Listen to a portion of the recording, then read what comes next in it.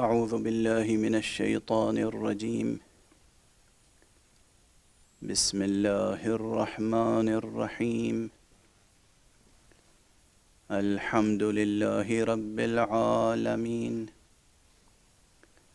والصلاة والسلام على أشرف الخلائق أجمعين، سيدنا وسيد الأولين والآخرين، حبيبنا وحبيب إله العالمين، إمام المرسلين وخاتم النبيين، أبي القاسم المصطفى محمد. اللهم صل على محمد وآل محمد وعلى أهل بيته الطيبين الطاهرين الهداة المهديين المعصومين المظلومين، واللعنة الدائمة على أعداء الحق والدين.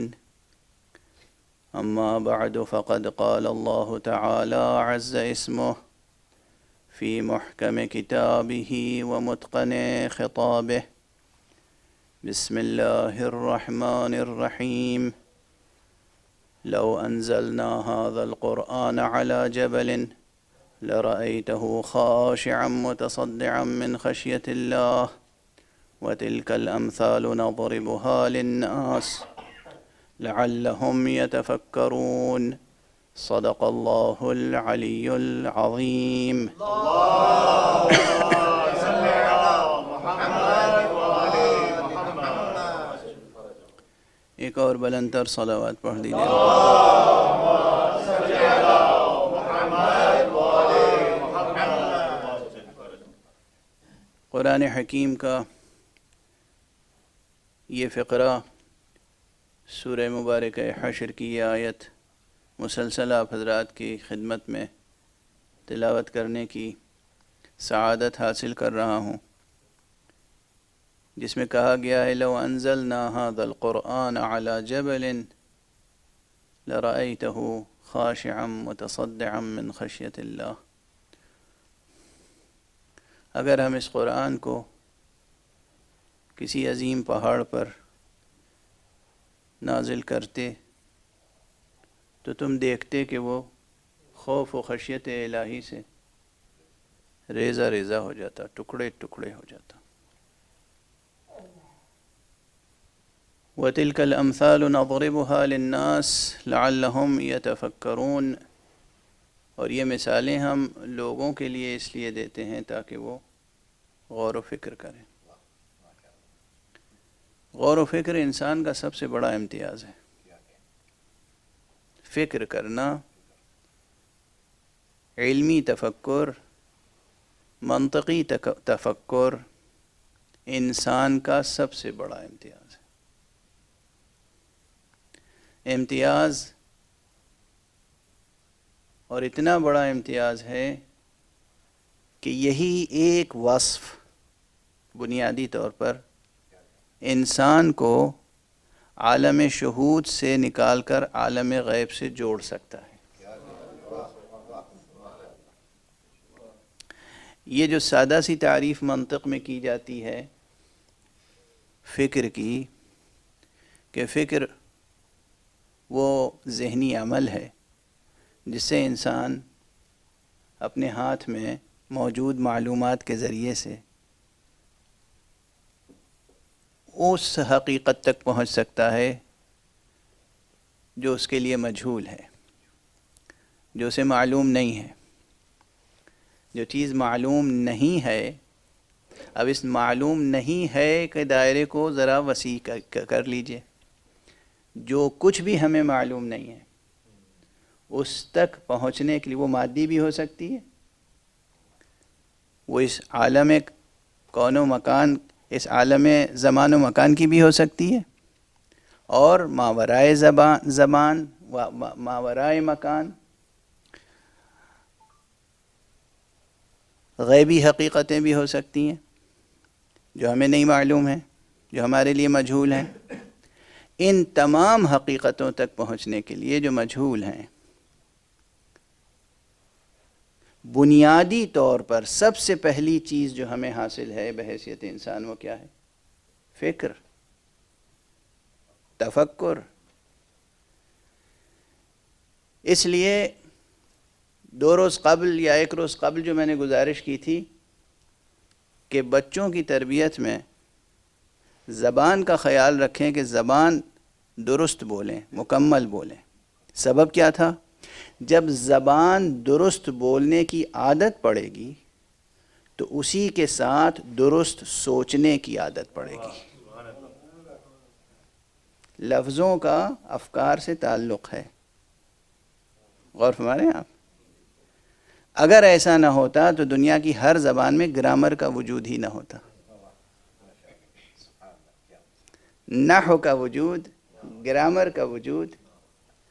یہ اسی لیے ہے الفاظ مختلف ہیں، اسم، فعل، حرف، صفت، نعت، منعوت، صفت، موصوف، مضاف، مضاف الیہ، ظرف، مختلف چیزیں ہیں، بکھرے ہوئے الفاظ ہیں۔ ان الفاظ کی ایک خاص تنظیم اسے کلام بناتی ہے۔ یہ ایک خاص تنظیم کہاں سے آئی؟ یہی منطق کا دخل ہو گیا۔ فکر، ایک خاص فکر ہے جو اسے منظم کرتی ہے۔ جب آپ لفظ جوڑنے کی صلاحیت پیدا نہیں کر سکتے تو اور چیزیں کیا جوڑیں گے؟ جب لفظ نہیں جوڑ سکتے تو دلوں کو کیا جوڑیں گے؟ جب لفظیں نہیں جوڑنے کا ہنر آئے گا تو ذہنوں کا رشتہ کیسے برقرار ہوگا؟ جب لفظوں کا رشتہ برقرار کرنے کا سلیقہ نہیں آئے گا، یہ ہنر نہیں آئے گا، تو حقائق اور معلومات کے رشتے کو ایک دوسرے کے ساتھ کیسے جوڑیں گے؟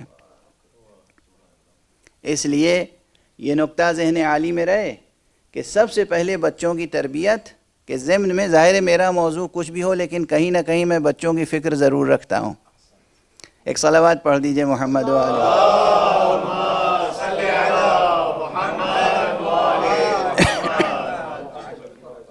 بچوں کو اب آج کل ایک مصیبت یہ ہے، اسی وجہ سے تمام دنیا میں بچوں کی فکر میں ایک عجیب و غریب خلل اور انتشار پیدا ہو گیا ہے، ایک کمزوری آ گئی ہے۔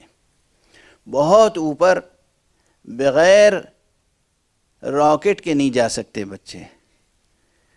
ضرورت اس بات کی ہے وہ ذہن زندہ رہے جو راکٹ کو اوپر لے جاتا ہے، وہ ذہن نہ پیدا ہو جائے جو راکٹ کے سہارے اوپر جاتا ہے۔ غور فرمائیں آپ، وہ ذہن، بالیدہ ذہن، روشن ذہن، درخشاں ذہن، تابناک ذہن، وہ ذہن، یہ چہرے پہ جو 2 آنکھیں لگی ہوئی ہیں نا، یہ تو سورج کو دیکھ کے بند ہو جاتی ہیں، خیرہ ہو جاتی ہیں۔ وہ ذہن چاہیے جو سورج کے سامنے خیرہ نہ ہو۔ سمجھ رہے ہیں آپ؟ بچوں کی کیسے تربیت کریں گے؟ زبان، اور زبان کے ساتھ ساتھ پھر لازماً دوسرا مرحلہ ہے فکر، صحیح سوچنے کی عادت، صحیح سوچنے کا ہنر۔ جب صحیح سوچنے کا ہنر آ جائے گا انسان میں تو لازمی طور پر وہ حق اور باطل میں فرق کرنے کا سلیقہ آ جائے گا اس میں۔ سیاسی لوگ کیا کرتے ہیں؟ سیاسی تقریروں میں کیا ہوتا ہے؟ انسان کی فکر کو آلودہ کر دیا جائے، حق کو باطل کہا جائے، باطل کو حق، سچ کو جھوٹ، جھوٹ کو سچ، اچھے کو برا، برے کو اچھا۔ میں عام بات کہہ رہا ہوں۔ پارلیمنٹ میں 2 گروہ موجود ہیں، ایک حکمراں گروہ اور ایک اپوزیشن گروہ۔ یہ حکمراں گروہ جو آج کر رہا ہے اس وقت، اپوزیشن گروہ بالکل اس کی مخالفت کر رہا ہے اور کہہ رہا ہے کہ یہ بالکل غلط ہے، ناجائز ہے۔ ہر جگہ کی بات کر رہا ہوں میں آپ یہ نہ سمجھیے گا کہ میں بھارت کی بات کر رہا ہوں، پوری دنیا میں یہی ہے۔ اپوزیشن اور حکمراں جماعت میں کیا ہے؟ جو آج حکمراں جماعت کر رہی ہے بالکل غلط، واہیات، خرافات، باطل ہے، نقصان دہ ہے. ابھی یہ ادھر بیٹھنے والے ادھر چلے جائیں اور ادھر بیٹھنے والے ادھر آ جائیں. اپوزیشن والے خود جیسے ہی آ جائیں گے کہاں؟ اقتدار میں. جو وہ کر رہے تھے کریں گے وہی. کہیں گے یہ حق ہے، یہ ضروری ہے، یہ لازمی ہے، یہ ملک کی ضرورت ہے، یہ عوام کی ضرورت ہے. اب وہ چیزیں بدل جائیں گی. اب ایسے موقع پر عوام الناس کس کو سچ کہیں کس کو جھوٹ؟ یہی سچ بھی ہے اور یہی جھوٹ بھی، یہی حق بھی ہے یہی باطل بھی. اس وقت تک قومیں ترقی نہیں کر سکتی، اس وقت تک ملتیں تعمیر نہیں ہو سکتی، اس وقت تک نیشنز اوپر نہیں اٹھ سکتی جب تک نیشن کے ایک ایک فرد میں، ایک ایک بچے میں سچ اور جھوٹ کی حقیقی تمیز نہ ہو. اور اس وقت تک صحت مند سیاست اور سچی حکومتیں وجود میں نہیں آ سکتی جب تک کہ عوام اچھے نہ ہوں، عوام میں اتنی روشن فکری نہ ہو کہ وہ سچ کو سچ اور جھوٹ کو جھوٹ کہہ سکیں، سچ کو سچ اور جھوٹ کو جھوٹ سمجھ سکیں. اور اس کے لیے بنیادی تربیت ماں کی آغوش سے، جھولے سے، کریڈل سے، اسکول سے، نرسری سے، کنڈر گارڈن سے، وہاں سے کے جی سے، نرسری سے، وہاں سے تربیت انسانی شعور اور انسانی فکر کی ہونی چاہیے کہ وہ جب بولیں تو صحیح بولیں، جب سوچیں تو صحیح سوچیں. کچھ نہیں کرنا ہے آپ کو، پالیٹکس نہیں سکھانی ہے بچوں کو، آپ کو پولیٹیکل سائنس کا درس نہیں دینا ہے، سبق نہیں دینا ہے،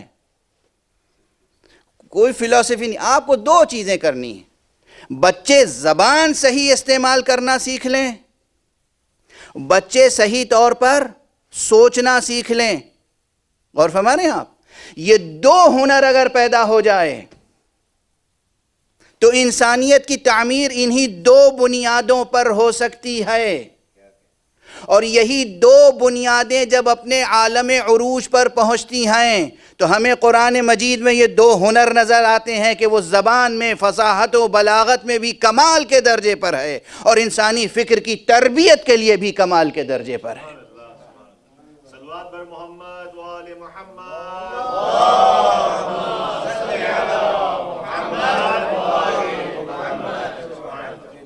اس زاویے سے بھی قرآن کیوں زبان کا معجزہ ہے؟ زبان کا معجزہ ہونا کون سی بڑی بات ہے؟ بہت بڑی بات ہے.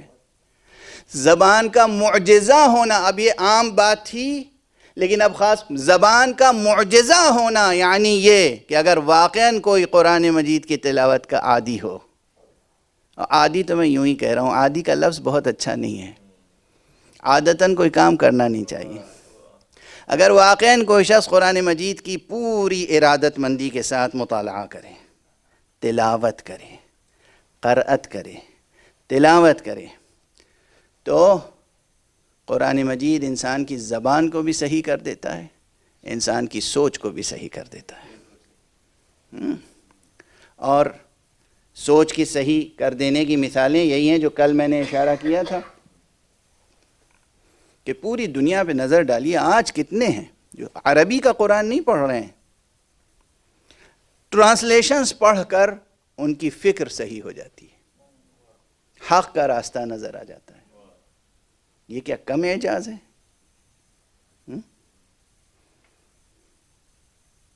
قرآن مجید نے مقام تحدی میں جہاں اور باتیں فرمائی ہیں وہاں یہ بھی فرمایا ہے، قُلْ لَئِنِ اجْتَمَعَتِ الْإِنسُ وَالْجِنُّ أَن يَأْتُوا بِمِثْلِ هَذَا الْقُرْآنِ لَا يَأْتُونَ بِمِثْلِهِ.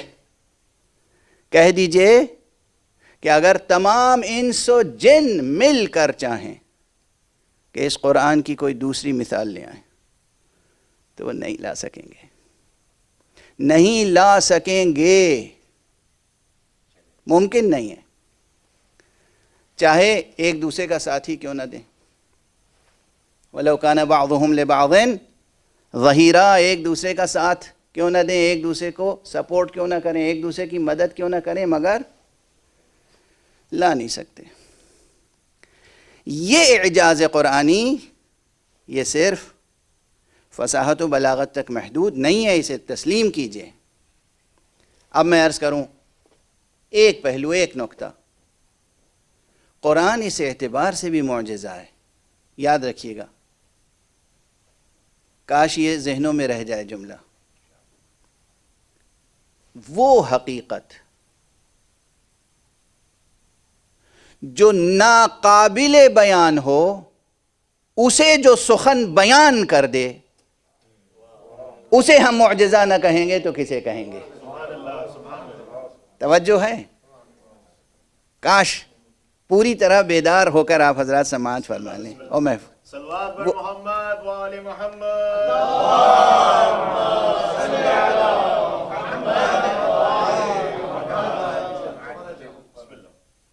لوگ پوچھتے ہیں نا راز کیا ہے، یہ کیوں معجزہ ہے، کیسا معجزہ ہے؟ وہ سخن جو ناقابل بیان کو بیان کر دے، ہے نا؟ یہ تناقض، تضاد سمجھ، آپ عام لہجے میں تضاد کہیں گے، ایک چیز ناقابل بیان ہے، واقعا ناقابل بیان ہے، وہ حقیقت کبریٰ جس کی کنہ تک ذہن انسانی پہنچ نہیں سکتا، اللہ کی ذات، خالق کی ذات، توحید کی حقیقت۔ اور فرما رہے ہیں آپ،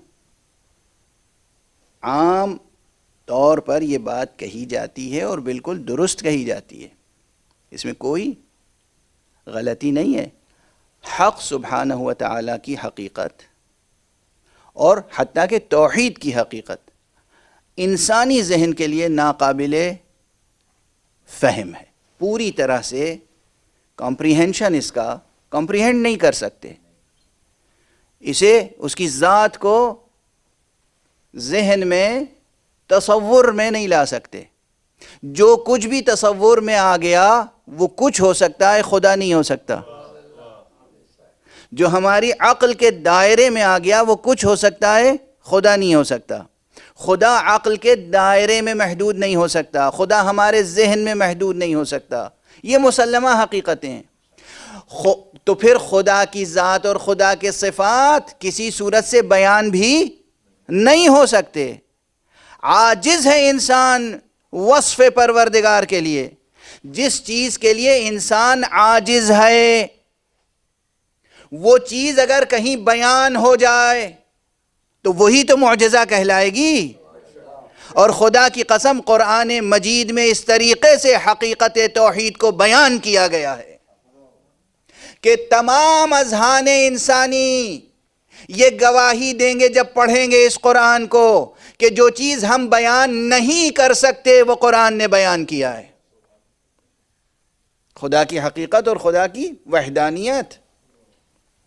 اور یہ بات صرف وقتی نہیں تھی، اس وقت سن 570 ہجری اور 610 عیسوی اور 610 عیسوی اور 632 عیسوی اور 650 عیسوی، یعنی وہ جب رسول اللہ صلی اللہ علیہ وآلہ وسلم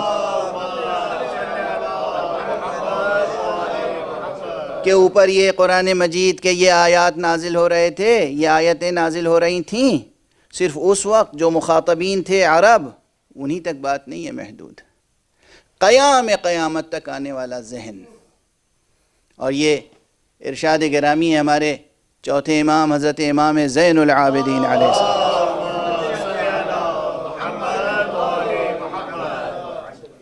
ارشاد فرمایا ہے کہ اللہ سبحانہ و تعالیٰ کو یہ علم تھا، معلوم تھا اللہ کو کہ آخری زمانے میں ایسے لوگ پیدا ہوں گے جو مدقق ہوں گے، محقق ہوں گے، گہرائی سے سوچنے والے ہوں گے، ان کی فکر بہت بلند ہوگی۔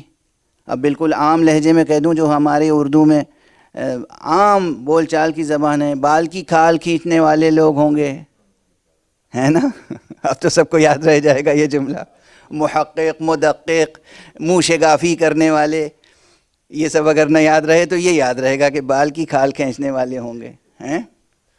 باریکی سے سوچنے والے ہوں گے، دقیق نکات تک پہنچنے والے ہوں گے، لطیف حقائق تک پہنچنے والے ہوں گے، ہیں؟ چونکہ حق سبحانہ و تعالیٰ کو یہ معلوم تھا، اسی لیے قرآن مجید میں حق سبحانہ و تعالیٰ نے سورہ مبارکہ اخلاص کو نازل فرمایا، اور اسی لیے اللہ سبحانہ و تعالیٰ نے سورہ حدید کی ابتدائی آیتوں کو نازل فرمایا، یعنی قل هو اللہ احد، اللہ الصمد لم یلد ولم یولد ولم یکن لہ کفوا احد.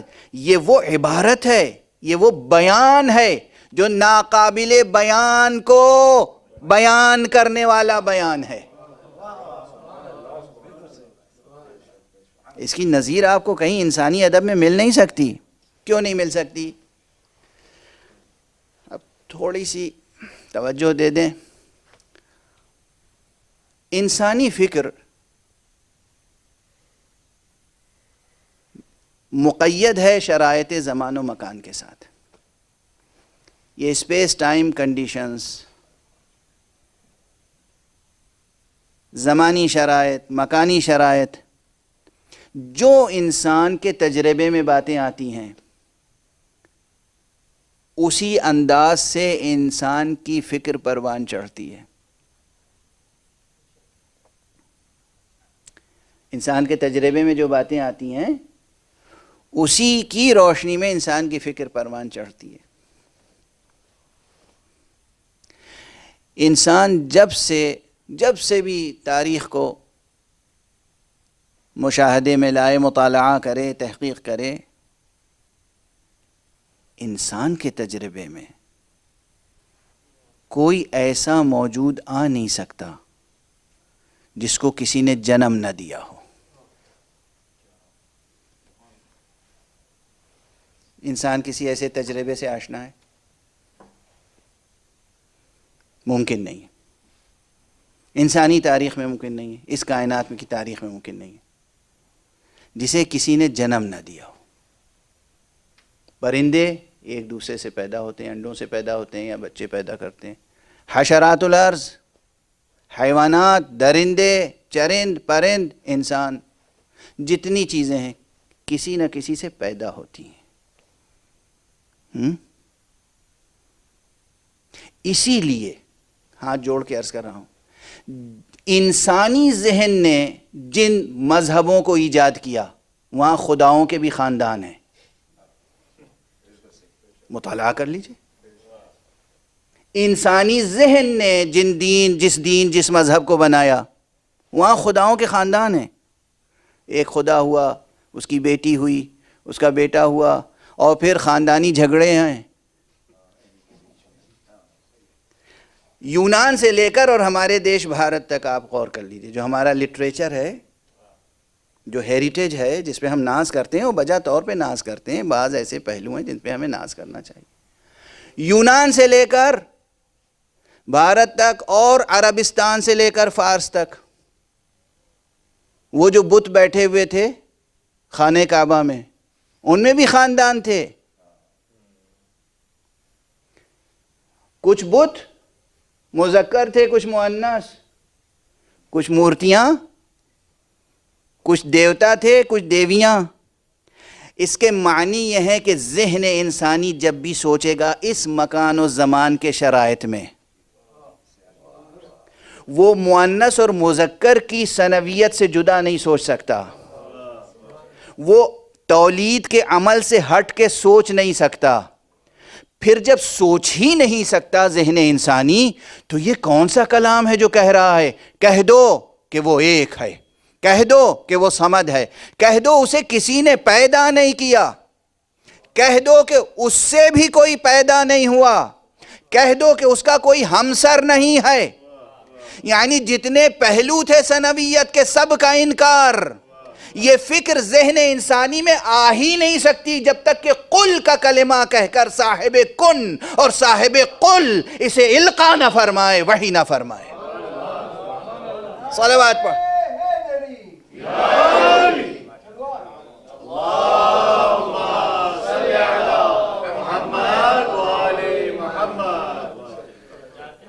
آپ مذہبوں کا مطالعہ کر لیجئے جو انسانوں نے مذہب بنائے ہیں. میں کسی ایک دیش یا ایک ملک یا ایک ملت کی بات نہیں کر رہا ہوں، میں نے مغرب سے مشرق تک سب حوالے دے دیے. یونان کے مذاہب کا مطالعہ کر لیجئے، یونانی صنمیات کی تاریخ پڑھ لیجئے، عرب صنمیات کی تاریخ پڑھ لیجئے، ایران کے قدیم مذاہب و صنمیات کی تاریخ پڑھ لیجئے، اور اپنے دیش کی صنمیات کی تاریخ پڑھ لیجئے. دیو کے ساتھ دیوتا موجود ہیں، دیوتا کے ساتھ دیوی موجود ہیں، بیٹے بیٹیاں موجود ہیں، شادیاں موجود ہیں۔ ہاتھ جوڑ کے عرض کر رہا ہوں، بہت سے الفاظ ہم لوگ ممبر سے عرض نہیں کیا کرتے تھے مگر عرض کر رہے ہیں۔ اور تو اور خداؤں کے درمیان پرینکس موجود ہیں، لڑائیاں جھگڑے۔ یہ جو بڑی بڑی کتابیں لکھی گئی رزمیے، ایک بلند تر صلوات پڑھ دیجئے محمد۔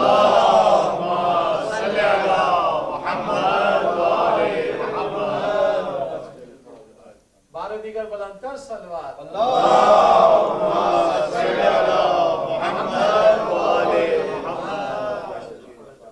وہ چاہے ہومر کا رزمیہ ہو یا کسی اور کا، جتنے بڑے بڑے رزمیے لکھے گئے اور اس میں دیویوں اور دیوتاؤں کے تذکرے ہیں، خداؤں کے تذکرے ہیں، تو یہ کیوں ہے؟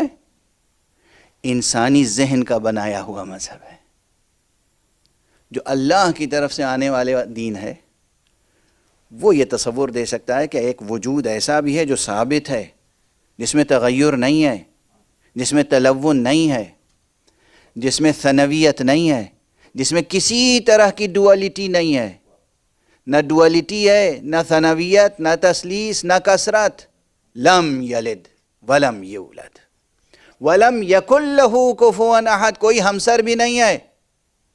اور ہمارے یہاں اصلا یہ فکر اور اس فکر، یہ مضمون اور یہ مضمون جن الفاظ میں ظاہر ہوا، یہ معجزہ ہے۔ فکر انسانی کے ہر مغالطے کو دور کرنے کے لیے یہ سورہ کافی ہے۔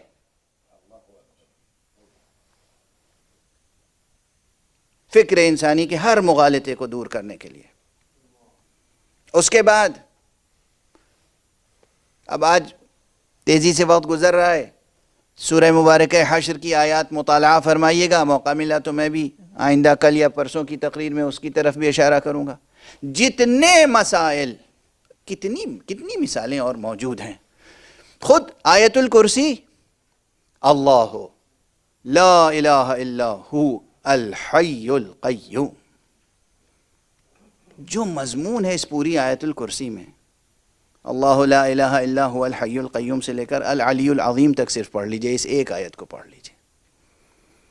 سورہ مبارکہ نور میں اللہ نور السماوات والارض مثل نورہ کمشکات، جہاں جہاں شہد اللہ انہ لا الہ الا هو الحی، شہد اللہ انہ لا الہ الا هو والملائکۃ واولو العلم قائما بالقسط لا الہ الا هو العزیز الحکیم۔ یہ الفاظ اور اس کے اندر جو مضامین ہیں، جو مطالب ہیں، جو نکات ہیں، جو فکر ہے، یہ انسان کے ذہن کی تخلیق نہیں ہے، ہو نہیں سکتی۔ یعنی یہاں ایک مثال بھی استثنائی نہیں ہے جسے کسی نے تخلیق نہ کیا ہو، سب مخلوق نظر آتے ہیں۔ جب سب مخلوق نظر آتے ہیں تو خالق کا تصور آ سکتا ہے کہاں سے؟ وہ بھی اتنا کمال کا تصور۔ ظاہری طور پر ہر مولود کے ذہن میں والد کا تصور تو آ سکتا ہے، لیکن ایسے خالق کا تصور، اللہ سبحانہ و تعالیٰ کے ناموں میں سب نام ہے، خالق ہے وہ، باری ہے وہ، مصور ہے وہ، والد نہیں ہے۔ اور ہمارے یہاں اب کا لفظ اس کے لیے درست نہیں ہے، والد کا لفظ اس کے لیے درست نہیں ہے۔ اب سمجھے آپ فرق والد میں اور خالق میں؟ والد اور والدہ وہ وجود ہے جو اس زمان و مکان کے شرائط میں طبیعیات اور حیاتیات کے اصولوں کے تحت تخلیق کائنات کے عمل کا ایک حصہ بنتے ہیں۔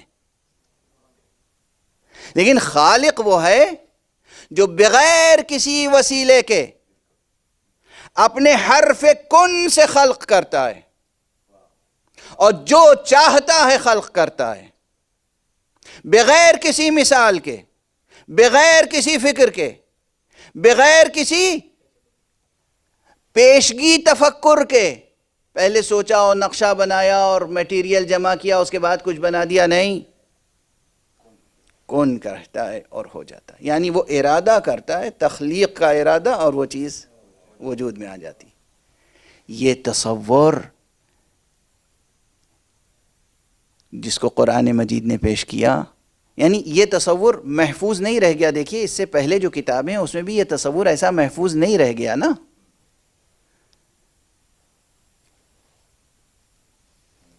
بہت ادب و احترام کے ساتھ عرض کر رہا ہوں، تمام انسانوں کا احترام ہے میری نظر میں.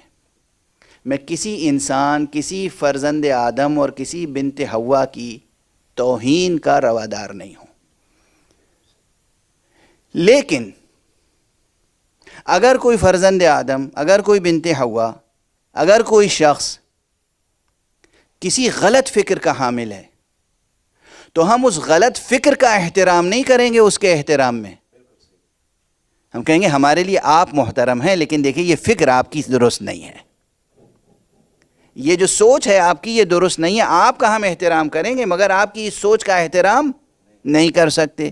اس لیے دنیا میں جتنے افراد ہیں ہم سب کا احترام کرتے ہیں، مگر توحید خالص جو قرآن مجید میں موجود ہے یہ آج انجیل میں موجود نہیں ہے، توریت میں موجود نہیں ہے. چونکہ توریت میں موجود نہیں ہے، چونکہ انجیل میں یہ خالص توحید صمدی موجود نہیں ہے، یہی دلیل ہے کہ وہ کتابیں تحریف کا شکار ہو گئیں. اور چونکہ توحید صمدی اپنی اصالت کے ساتھ قرآن میں محفوظ ہے، اس لیے یہ بھی ایک دلیل ہے کہ قرآن میں تحریف نہ ہو سکی. قرآن میں تحریف، ورنہ تحریف کرتے تو کرتے کون لوگ کرتے؟ جن لوگوں نے 40 برس تک بت پرستی کی، جنہوں نے 40 برس تک، 60 برس تک، 100 برس تک. ایسے بھی ہیں صحابی رسول کے، یا حضور علیہ الصلوۃ والسلام کو نہیں دیکھا مگر 100 برس کی عمر میں اسلام لائے. عربی کا مشہور شاعر، عظیم الشان شاعر، حالانکہ وہ بہت موفق شاعر تھا، رضی اللہ تعالی عنہ وارضاہ، ابو عقیل لبید ابن ربیعہ، عظیم شاعر، جس کا ایک شعر میں نے کل یا پرسوں تقریر میں مثال کے طور پہ عرض کیا تھا. صاحب معلقہ، اور حضرات کے معلقات میں تو شک و شبہ ہے، بحث ہے کہ یہ معلقات میں شامل ہے یا نہیں ہے، کیا جا سکتا ہے یا نہیں کیا جا سکتا، لیکن تمام نقادان سخن عرب یک زبان کہتے ہیں کہ لبید کا قصیدہ جزء معلقات ہے. عظیم الشان قصیدہ، پرشکوہ قصیدہ، حالانکہ یہ قصیدہ اس نے مسلمان ہونے سے پہلے کہا تھا، لیکن پھر بھی اس میں بہت صالح فکر موجود ہے اور خدا کا تصور بھی موجود ہے. بہرحال 100 برس تک بت پرستی کرنے کے بعد اسلام میں آنے والے، اگر انہیں تحریف کا موقع مل جاتا، سب سے پہلے جس چیز کو بدلتے وہ کیا تھی؟ توحید، توحید کا نظریہ. کہیں نہ کہیں سے بت پرستی کا جواز نکال لیتے، کہیں نہ کہیں سے خدا کے ہاں بیٹا پیدا کر دیتے، کہیں نہ کہیں خدا کا خاندان درست کر دیتے. اور ہمارے ہاں تحریف ہوتی تو یہ ہوتا. قرآن مجید میں نہ تحریف ہوئی، نہ کوئی کر سکتا تھا، نہ کوئی کر سکتا ہے، نہ کوئی کر سکے گا قیامت تک. اس لیے کہ اولاً خود پروردگار عالم نے اس کی حفاظت کی ذمہ داری لی ہے، اور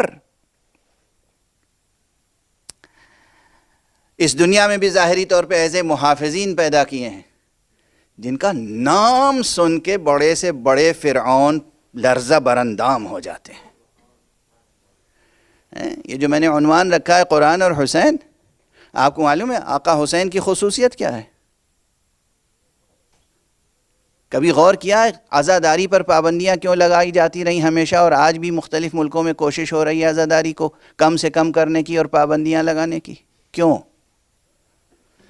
کیا نقصان ہے لوگوں کا؟ آپ عزادار ہیں اور عموماً آقا حسین کی مظلومیت کو سامنے رکھ کر ماتم کرتے ہیں، نوحہ پڑھتے ہیں، مرثیہ پڑھتے ہیں. آقا حسین مظلوم تھے، اس میں کوئی شک نہیں، لیکن اس زاویے سے سوچئے، خدا کی قسم، خدا کی قسم، حسین ابن علی وہ شجاع ابن شجاع ہے جس کا نام سن کر ہی فرعونوں اور یزیدوں کو خوف طاری ہو جاتا ہے. خوف. ذکر حسین پہ پابندی لگاؤ. کیوں؟ اس لیے کہ جو ذکر حسین کرے گا یہ قوم پھر بہت طاقتور ہو جائے گی. یہ قوم غلام نہیں رہ سکے گی.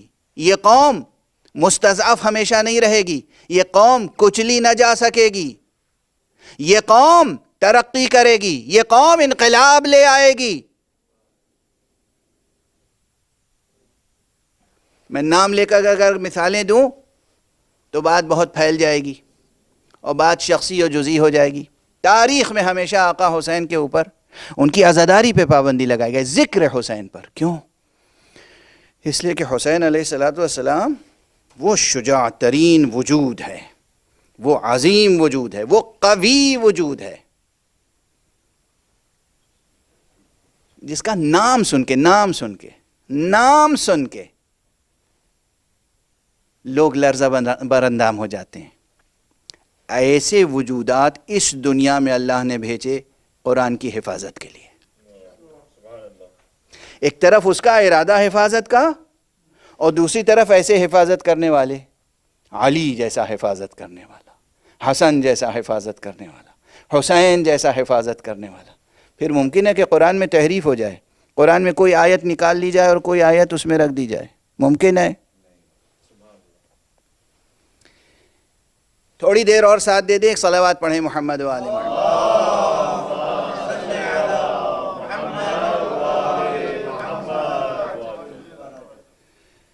ایک مثال میں نے دی کہ قرآن مجید کی عظمت و اعجاز کا راز خود اس بیان میں ہے جو ناقابل بیان کو قابل بیان بنا دیتا ہے،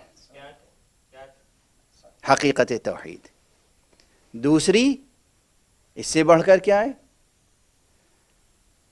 جو چیز کسی نے دیکھی نہیں اور جو چیز بظاہر ابھی وجود میں نہیں آئی، جو چیز ہوگی، جو چیز واقع ہوگی، اس کی ایسی مؤثر محاکات کہ معلوم ہو رہا ہے نگاہوں کے سامنے.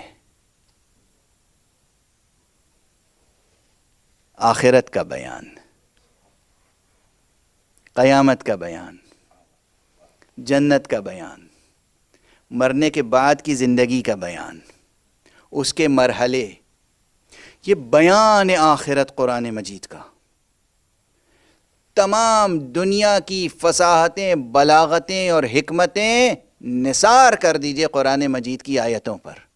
ایسا منظر پیش کر دیتی ہیں سامنے کہ ناموجود محسوس و ملموس معلوم ہونے لگتا ہے.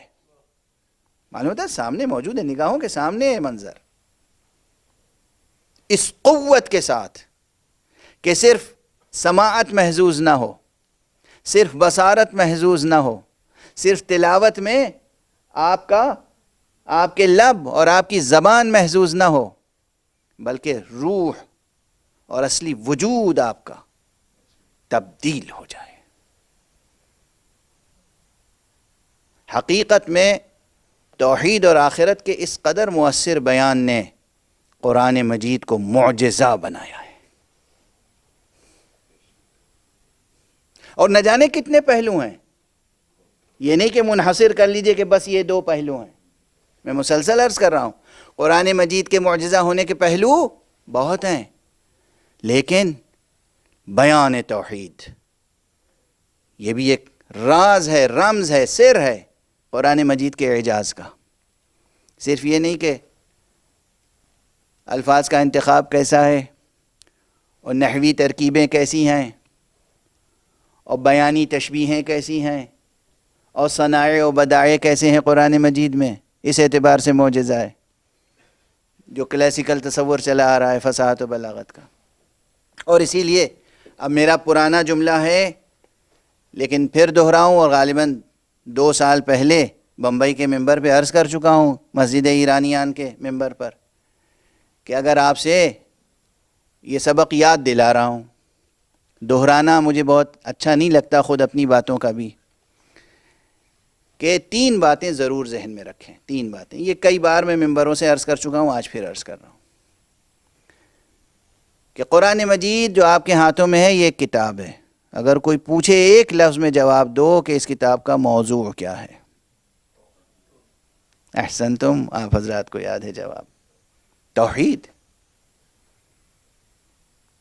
بھئی ہر کتاب کا بچوں کی ذہنوں میں رہے، ہر کتاب کا ایک سبجیکٹ ہوتا ہے. نہیں، اسکول جا رہے ہیں بچے تو آپ کہیں گے بیٹا دیکھو میتھمیٹکس کی بک بھول نہ جانا، تو ایک لفظ کہا آپ نے میتھمیٹکس، بک اس کے ذہن میں آ گئی.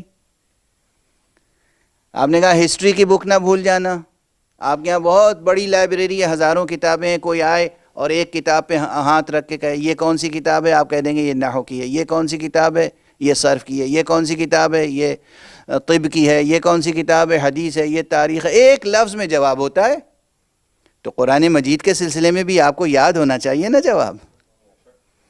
کوئی آپ سے کہیں قرآن عرض پر پوچھے کہ تو قرآن مجید کا موضوع کیا ہے، جواب ہے توحید. توحید حق صمدی.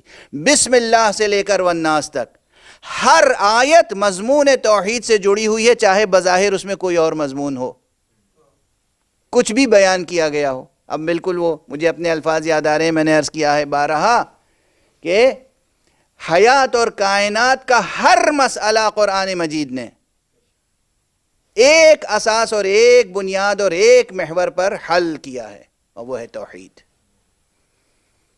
تو عزیزان گرامی، عزاداروں کا ایک فریضہ یہ بھی ہے، کچھ بھی ہو گردنیں کٹ جائیں، توحید پر حرف نہ آنے پائے. کلمہ مبارک ہے لا الہ الا اللہ، اس پر حرف نہ آنے پائے. کسی بھی اعتبار سے شرک اور کفر کا سایہ آپ کے عقیدے پر نہ پڑنے پائے. توحید. دوسرا، اب دوہرا ہی دوں، اگر کوئی، یہ تو فکر کی بات ہوئی، ایمان و عقیدے کی بات ہوئی. فکر، توحید کا تعلق عقیدے اور ایمان سے ہے. عملی اعتبار سے قرآن مجید کا موضوع کیا ہے، کون سا عملی پیغام ہے جو قرآن مجید نے دیا ہے، اگر ایک لفظ میں جواب پوچھا جائے. میں مثال دے دوں کہ بھئی قرآن مجید میں عمل کے لیے بہت سی چیزیں واجب قرار دی گئیں. نماز عمل ہے، روزہ عمل ہے، حج عمل ہے، زکوٰۃ عمل ہے، خمس عمل ہے، جہاد عمل ہے، امر بالمعروف عمل ہے، نہی عن المنکر عمل ہے. عبادات سے لے کر معاملات تک زندگی کا ہر مسئلہ اس پر روشنی ڈالی ہے، احکام صادر کیے ہیں قرآن مجید نے. یہ کیا ہے؟ عمل. تو ایک لمبی فہرست ہوگی. اگر کوئی پوچھے کہ قرآن مجید کا عملی پیغام کیا ہے، تو ایک لمبی فہرست ہوگی آپ کے سامنے، طویل، سینکڑوں اس میں عنوانات ہوں گے. عام زبان میں کہیں سینکڑوں آئٹم ہوں گے اس میں. لیکن ان سب کو ایک لفظ میں اگر ادا کرنا ہو تو قرآن مجید ہی نے سکھایا ہے، اور وہ ہے لفظ تقوی. قرآن مجید کا موضوع ہے توحید، اور قرآن مجید کا عملی پیغام ہے تقوی. ہر مضمون اس ایک تقوی میں آ جاتا ہے. طہارت، نظافت، صفائی سے رہنا کس کا تقاضا ہے؟ تقوی کا. خدا کی بندگی کس کا تقاضا ہے؟ تقوی کا. سچ بولنا کس کا تقاضا ہے؟ تقوی کا. جھوٹ سے پرہیز کس کا تقاضا ہے؟ تقوی کا. بازار میں بیٹھ کے ایمانداری سے سودا تولنا کس کا تقاضا ہے؟ تقوی کا. دھوکہ نہ دینا کس کا تقاضا ہے؟ تقوی کا. جتنے معاملات ہیں گھر سے لے کر اور ایوان حکومت تک، بازار سے لے کر ایوان حکومت تک، سب ایک لفظ تقوی میں آ جاتے ہیں. اب تیسرا کلمہ بھی عرض کر دوں اور بس گفتگو کو اختتام تک پہنچاؤں.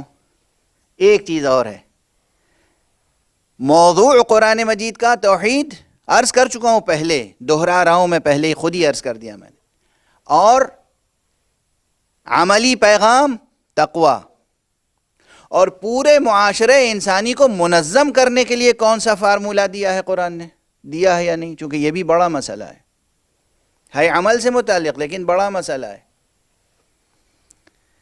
دیکھیے، آپ اپنے بچے کو اسکول بھیجتے ہیں، اس کی اسکول کو ریکگنیشن کون دیتا ہے؟ حکومت. یہ بہت بڑا موضوع ہے عزیزان گرامی، اور مسلسل آپ حضرات سنتے رہتے ہیں، لیکن پھر بھی اس زاویے سے غور نہیں کرتے. اس سے پہلے بچے کو اسکول تو بعد میں بھیجیں گے، بچہ جب پیدا ہوگا تو اس کی پیدائش بھی رجسٹر کرانی پڑتی ہے۔ بچے کو کہاں رجسٹر کرائیں گے کہ ولادت ہوئی ہے؟ حکومت۔ بچے کو اسکول بھیجیں گے، کہاں اس اسکول کا ریکگنیشن کون دیتا ہے؟ حکومت۔ آپ اپنا گھر بنائیں گے، زمین خریدیں گے، خریدنے کی رجسٹری کہاں ہوتی ہے؟ حکومت۔ گھر بنانے کے لیے نقشہ کون پاس کرتا ہے؟ حکومت۔ شادی کریں گے آپ، بچے کی ولادت سے پہلے بھی تو شادی ہے، شادی رجسٹریشن کہاں ہوگا؟ حکومت۔ خدا نخواستہ کہیں طلاق ہوئی تو رجسٹریشن کہاں ہوگا؟ حکومت۔ گھر بنانے سے لے کر، زمین خریدنے سے لے کر، بچے کی ولادت سے لے کر، بچے کی تعلیم سے لے کر، جتنے زندگی کے مسائل ہیں، آپ دکان کھولیں گے، حکومت کو کچھ ٹیکس دیں گے نہیں دیں گے؟ بینک میں آپ پیسے رکھیں گے، بینک اگر حکومت کے یہاں ریکگنائزڈ ہوگا تب تو آپ کا بینک بینک ہے، ورنہ پھر جو حال ہوگا آپ جانتے ہیں، آپ کی ساری دولت غارت ہو جائے گی۔ تو شروع سے آخر تک کی زندگی، مریں گے قبر کس سے لیں گے؟ حکومت۔ تو پورا نظام انسانی، معاشرہ انسانی کا ہر مسئلہ جڑا ہوا ہے حکومت سے۔ مسلمانوں یہ بتاؤ، قرآن مجید نے نظم حکومت کا کوئی قانون اور کوئی فارمولہ دیا یا نہیں دیا؟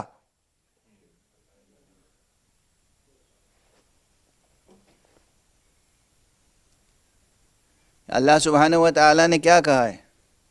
کچھ نہیں، جیسے چاہے بنا لو حکومت، یہی کہا ہے۔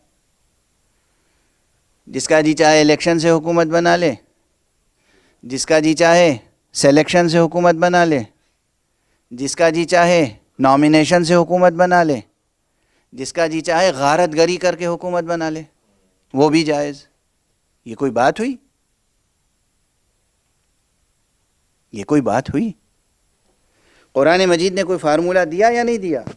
یہاں پر جواب ہے اس فقیر کا۔ قرآن مجید کا موضوع توحید ہے، قرآن مجید کا پیغام عمل تقویٰ ہے، قرآن مجید کا دیا ہوا نظام ولایت ہے۔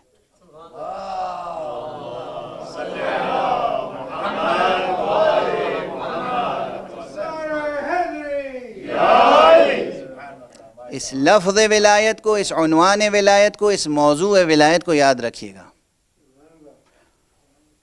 بھولیے گا نہیں۔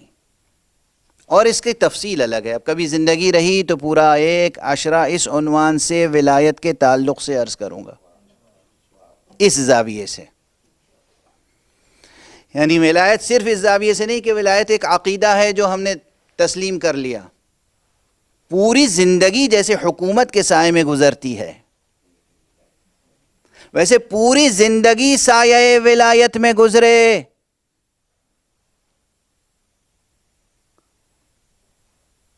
امام اپنے ظاہری اس چہرے کے ساتھ غیب میں ہیں، امامت تھوڑی غیب میں ہے۔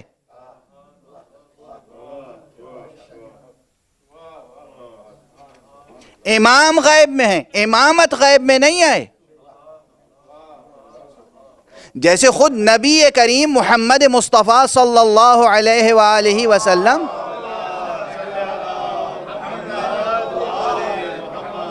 آج کہاں ہیں رسول؟ ایک ہی جواب ہے، غیب میں ہیں۔ رسول اللہ کہاں ہیں آج؟ غیب میں ہیں۔ یاد رہے گا یہ جواب؟ سمجھ میں آ گیا جواب؟ کوئی شک شبہ تو نہیں ہے؟ محمد رسول اللہ آج رسول ہیں یا نہیں؟ ہیں۔ نبوت آپ کی آج ہے زندہ یا نہیں؟ نبوت باقی ہے، رسالت باقی ہے، مقام ختم نبوت باقی ہے۔ خود شخص پیغمبر محمد ابن عبداللہ تو غیب میں ہیں، وہ غیب میں ہیں مگر رسالت غیب میں نہیں ہے۔ اسی طرح جانشین پیغمبر شخص مہدی علیہ السلام امام غیب میں ہیں، امامت غیب میں نہیں ہے۔ اور جب امامت غیب میں نہیں ہے تو ہماری زندگی کا ہر مسئلہ امامت سے جڑا ہوا ہونا چاہیے۔ ایک صلوات پڑھ دیجئے محمد وآلہ۔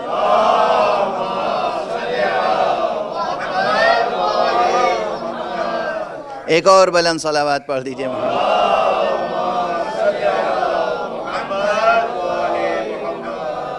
اب یہ آپ کی سوچ پر ہے، آپ کی فہم و فراست پر ہے، کیسے جوڑیں گے امامت سے رشتہ؟ یہ امامت سے رشتہ جوڑنے کا نظام ولایت ہے، یہ نظام ولایت ہے۔ تو ہمیں زیر سایہ ولایت زندگی بسر کرنی ہے۔ اگر ہم نے کلمہ لا الہ الا اللہ پڑھا ہے تو زندگی کس نظام میں گزرے گی؟ نظام ولایت میں۔ ایک صلوات پڑھ دیجئے محمد و آلہ۔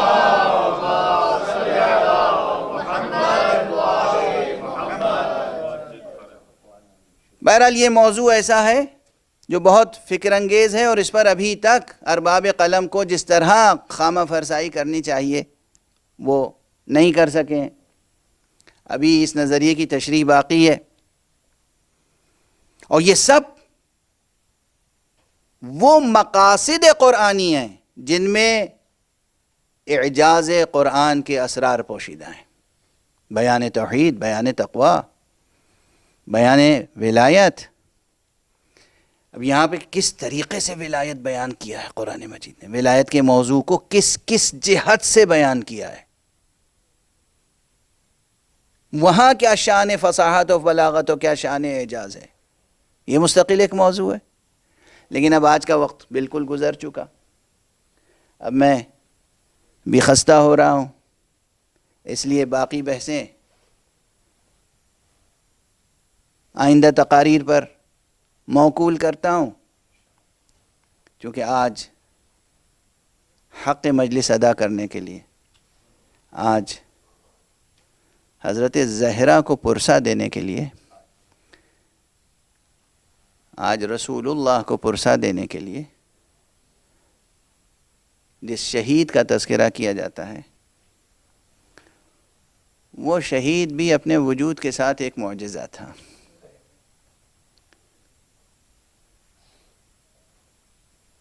آج تمام ممبروں پر مرثیہ گو، نوحہ گر، ذاکرین حضرت امام حسن مجتبیٰ کے فرزند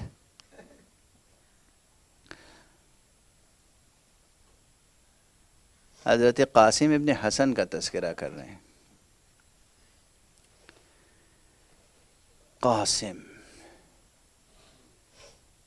قاسم ابن حسن،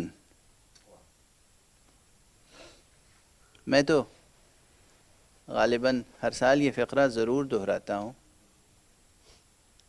قاسم کی عمر، قاسم کا سن بہت کم تھا۔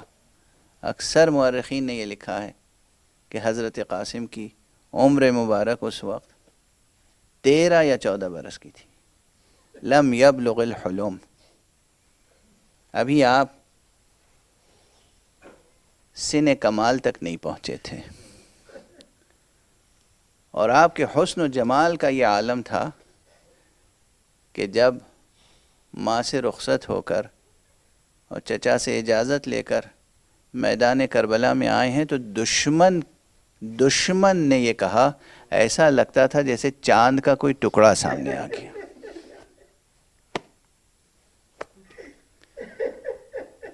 ایسا لگتا تھا جیسے چاند کا کوئی ٹکڑا سامنے آ گیا۔ اب میں ایک جملہ کہوں، اب مجھے حق ہے نا یہ پوچھنے کا، وہ بچہ جو دشمن کو بھی چاند جیسا حسین نظر آ رہا ہو، اپنی ماں کی نگاہ میں کیسا حسین ہوگا؟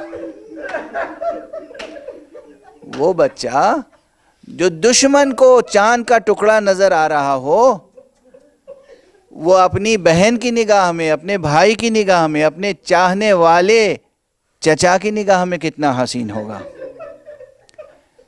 اسی لیے روایتوں میں یہ ہے، تمام راویوں نے، بیشتر راویوں نے یہ لکھا ہے کہ چند ایسے شہید ہیں جنہیں رخصت کرتے وقت آقا امام حسین کی کیفیت متغیر ہو گئی تھی۔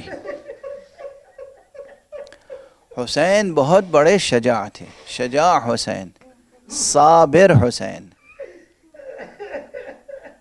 صابر حسین، شجاع حسین، امام حسین، انسان کامل حسین،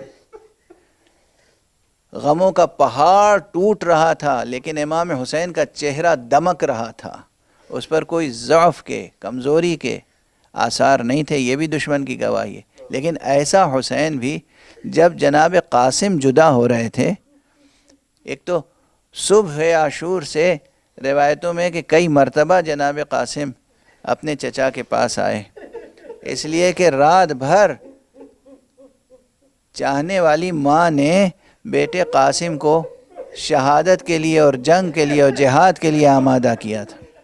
بیٹا کل روز عاشور ہے، دیکھو کل تمہارے چچا امام وقت فرزند رسول حسین ابن علی پر دشمنوں کی یلغار ہوگی، سب ان کی بارگاہ میں، ان کے قدموں میں شہادت پیش کریں گے، اپنی اپنی جانوں کا نذرانہ پیش کریں گے، دیکھو تم مجھے شرمندہ نہ کرنا، میری طرف سے تم جا کر اپنے چچا جان پر جان نثار کرنا۔ جناب قاسم شب بھر ماں کی یہ نصیحتیں سماعت فرماتے رہے، صبح اٹھے تو ماں نے سجایا، سر پہ عمامہ، جناب امام حسن کا عمامہ سر پہ رکھ دیا، شمشیر دے دی اور کہا جاؤ بیٹا امو جان سے اجازت لو اور داد شجاعت دو، جہاد کرو۔ جناب قاسم بار بار آتے تھے اور اجازت نہیں ملتی تھی، آقا حسین اجازت نہیں دیتے تھے۔ آپ کی سماعتوں سے یہ واقعے گزر چکے ہیں، لیکن صرف اس لیے کہ آپ کی آنکھیں اشکبار ہوں اور آپ دل کھول کے پرسہ دے سکیں، اس لیے اشارات کر رہا ہوں کہ یہ بچہ ایک عمود خیمہ سے جا کر لگ کر بیٹھ گیا، چہرہ مرجھایا ہوا ہے، اداس ہے۔ کیوں اداس ہے یہ بچہ؟ کیوں اداس ہے؟ اس لیے کہ مرنے کی اجازت نہیں ملی۔ اللہ اکبر، اللہ اکبر۔ جوانوں، عزیزوں، ذرا دیکھو کربلا سے کیا شجاعت کا درس ملتا ہے، کربلا سے کیا اولو العزمی ملتی ہے، کیا شجاعت کا درس ملتا ہے۔ مدرسہ حسینی سے، مکتب حسینی سے کیسی شجاعت کا درس ملتا ہے۔ اس لیے بچہ ملول ہے کہ مرنے کی اجازت نہیں ملی۔ ایک مرتبہ بچے کو کچھ یاد آیا اور اپنے بازو پہ بندھا ہوا تعویذ کھول کر اور دیکھا تو اس میں بابا کی وصیت موجود تھی۔ اب بچہ خوش ہو گیا، لے کر آقا سید الشہداء کی بارگاہ میں آیا، امو جان ذرا یہ تحریر ملاحظہ فرما لیجئے۔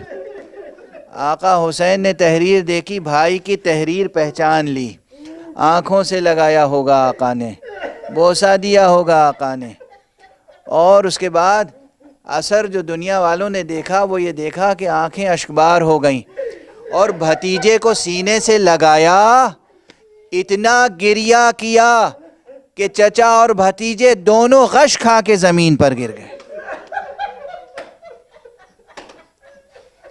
اجرکم علی اللہ، اجرکم علی اللہ، اجرکم علی اللہ۔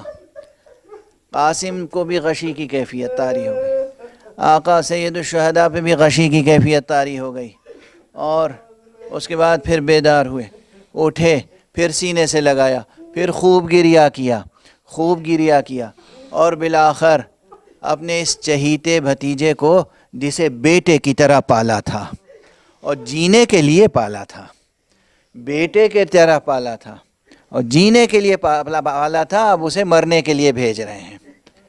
جناب قاسم میدان میں گئے اور کیفیت یہ ہے کہ جسم پر زرہ نہیں ہے، ایک ہلکا سا کرتا ہے، بس ایک ہلکی سی قمیص ہے، اور ہاتھ میں شمشیر ہے، اور قد ایسا بوٹا سا قد ہے کہ گھوڑے پہ بیٹھے ہیں تو رکاب تک پاؤں نہیں پہنچ رہا ہے، اور نعلین جو پاؤں میں ہے اس کا تسمہ ٹوٹا ہوا ہے۔ کیا معصومیت ہے، کیا بچپن کے آثار ہیں، یہ سب دشمن کی گواہیاں ہیں۔ جانے کے بعد مقابلے پر بڑے سے بڑا پہلوان آتا ہے اور قاسم ہاشمی شجاعت کے ساتھ، بلکہ کہنا چاہیے علوی شجاعت کے ساتھ، حسنی اور حسینی شجاعت کے ساتھ جہاد کرتے ہیں۔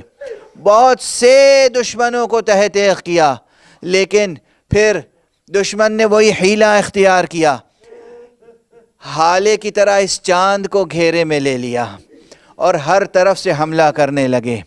ایک شقی قریب آیا اور اس نے چاہا کہ جناب قاسم کو شہید کریں۔ جناب قاسم نے ایک مرتبہ آواز دی، چچا جان میری مدد کو آئیے۔ عموماً کربلا میں جو شہید جاتا تھا آقا کو زحمت نہیں دیتا تھا، وہ کہتا تھا آقا ہمارا آخری سلام۔ یہ بھی قاسم کا بچپنا تھا، قاسم کی معصومیت۔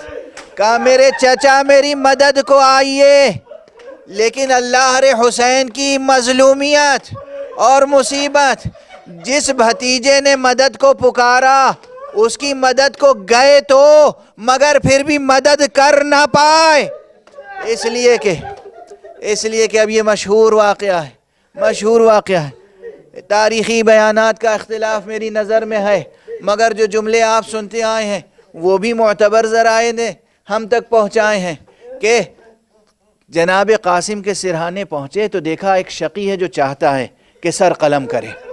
ایک مرتبہ بلند آواز سے شیر کی طرح گرجے اور کہا تیری مجال ہے کہ میری موجودگی میں میرے بھتیجے کا سر تن سے قلم کرے، تن سے سر جدا کرے۔ جناب قاسم کا وہ شقی، وہ دشمن جو سر جدا کرنا چاہتا تھا، وہ فرار کرنا چاہتا تھا، اسے بچانے کے لیے دشمن کی فوج آئی، اور اب جو فوجیں ادھر سے ادھر ہوئیں تو آپ سنتے آئے ہیں کہ گھوڑوں کی ٹاپوں سے آقا حسین کا یہ بھتیجا اتنا زخمی ہوا کہ گویا لاشا ٹکڑے ٹکڑے ہو گیا۔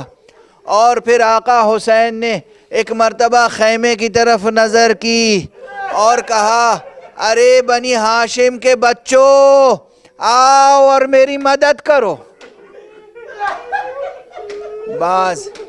بعض ارباب مقاتل نے اسی موقع پہ کہا ہے، بعض ارباب مقاتل نے اسے جناب علی اکبر کی شہادت پر کہا ہے، اور یہ بیان کیا ہے کہ آقا حسین نے دو روایتیں ہیں، میں دونوں عرض کر دیتا ہوں۔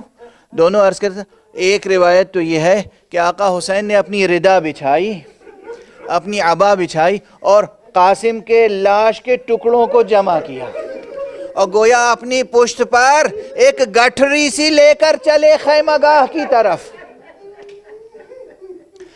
اور بہت سے ارباب مقاتل نے یہ لکھا ہے قاسم زخمی تو تھے، جسم ٹکڑے ٹکڑے تو ہو گیا تھا، مگر اس کا اثر کیا ہوا، جب قاسم آئے تھے تو آپ کا پاؤں رکاب تک نہیں پہنچ رہا تھا، مگر جب حسین نے اٹھایا ہے تو قاسم کا سر اپنے کاندھے پہ رکھا، اپنے شانے پہ رکھا، اور قاسم کا پاؤں زمین پر خط دیتا جا رہا تھا۔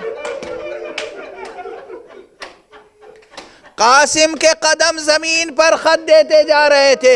حسین خیمہ گاہ میں آئے، ام فروا تمہاری قربانی قبول ہو گئی، اور یہاں پھر دیکھنے والوں نے دیکھا زینب آگے آگے تھی، ام فروا پیچھے پیچھے۔ کیوں؟ اس لیے کہ کوئی ماں اپنے بیٹے کا لاشا اس انداز میں نہیں دیکھ سکتی۔ انا للہ وَإِنَّا إِلَيْهِ رَاجِعُونَ رِضًا بِقَضَائِهِ وَتَسْلِيمًا لِأَمْرِهِ إِنَّا لِلَّهِ وَإِنَّا إِلَيْهِ رَاجِعُونَ رِضًا بِقَضَائِهِ وَتَسْلِيمًا لِأَمْرِهِ إِنَّا لِلَّهِ وَإِنَّا إِلَيْهِ رَاجِعُونَ رِضًا بِقَضَائِهِ وَتَسْلِيمًا لِأَمْرِهِ۔ پروردگار ہمیں علوم قرآن اور معارف اہل بیت سے آشنا فرما۔ پروردگار ہمارے سینوں میں، ہمارے دلوں میں چراغ توحید روشن رہے۔ پروردگار ہمارے ہاتھوں میں ہمیشہ دامن ختم نبوت رہے۔ پروردگار ہمارے قدم ہمیشہ صراط مستقیم ولایت پر گامزن رہیں۔ پروردگار معبود ہمارے سروں پر علماء اعلام، علماء حق کا اور مرجعیات حقہ کا سایہ برقرار رکھ۔ پروردگار حضرت آیت اللہ العظمیٰ سید علی سیستانی کو اور حضرت آیت اللہ العظمیٰ ولی فقیہ رہبر ملت اسلامی آیت اللہ سید علی حسینی خامنئی کو اپنی خاص حفظ و امان میں رکھ۔ پروردگار تمام مرجعیات دینیہ جو مرجعیات حقہ ہیں انہیں اپنی خاص حفظ و امان میں رکھ۔ تمام مشتغلین جو علم فقہ میں، علم کلام میں، علوم دینیہ میں، علوم قرآن میں کام کر رہے ہیں، پروردگار ان کی توفیقات میں اضافہ فرما۔ پروردگار اس ملت کو ملت قرآن بنا دیں۔ پروردگار ہمیں قرآن کی حقانیت اور محمد و آل محمد کی حقانیت پر اس دنیا میں اپنی جان نثار کرنے کی توفیق عطا فرما۔ پروردگار اپنے ولی آخر کو اذن ظہور عطا فرما اور ان کے ہاتھوں سے اپنی رحمت و رافت و عدالت کا پرچم لہرا دے۔ ماتم حسین۔